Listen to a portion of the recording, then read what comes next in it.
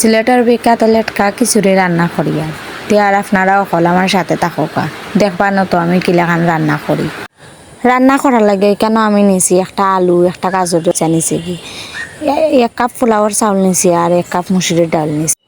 দইয়া একটা ডেগর মাঝে দিলাইম ও মশলা এগুন এখন দিলাইম ওখানে পেঁয়াজ কুচি আদা বাটা রসুন বাটা কয়েকটা কাঁচামরিচ আস্তা গরম মশলা জিরার গুঁড়া হলুদ গুঁড়া ওগুলো সবগুলো ডেগো দিলাইছি। মশলা দেওয়া শেষ ওখান আন্দাজ মতো রান্নার তেল দিলাইম ওখানে আদ দিয়া বালাখারে মাখাইয়া মিশাইয়া নিমুগি আদ দিয়া মাখাইলে আবার মজা হয় বেশি।